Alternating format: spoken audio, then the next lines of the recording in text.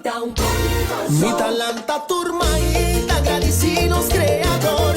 Y pidieron a mi pata un buen corazón. Mi cama. So, bus nata yung trabaho meron bisa impagável.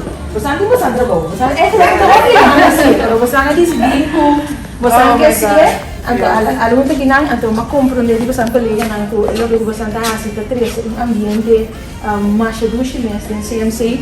It's nang kutawa claro CMC ito tayo nang busan ta tayo forza di nos isla durante il periodo di COVID. Limita público turno.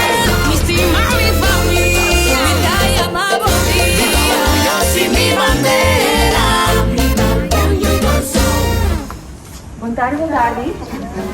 Feliz tarde, te vende. Ako já kinamot aqui. Prometo din po. Diyan nga ba lang po sa tahasi televidente abo tinira sa kita parte di grupo di voluntário não como é completamente grátis de não hora livre não tá bem fascina tá helping hand aqui em CMC. Então claro, nang tour sa buong pessoal, primeiramente de CMC aqui na AUE din CMC, panos po na luz positivo, panos iyang po sa ng danki na number di tour kolega ng aqui din CMC, paso na tapaso ng tamira po sa trabaho de impagável, sa trabaho de importante, sa trabaho de bonito trabaho, nang dapat akira po negos na tour din luz positivo. Entre was na two persona mas especial, Zahaira Coffee.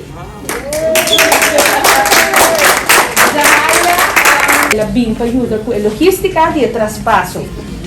Depois de transição, Zahaira quer seguir ajuda na CMC e no momento aqui é grande exemplo compassivo de paciente e visitante com amor. Zahaira tem esta papel que eu quito bom montar por rato mas na casa vai cara. Sempre é clara para ajuda interesse luz e aqui é positivo no hospital. Durante a temporada de COVID, Zahaira assistiu não somente pacientes, mas também para parte aspecto logístico.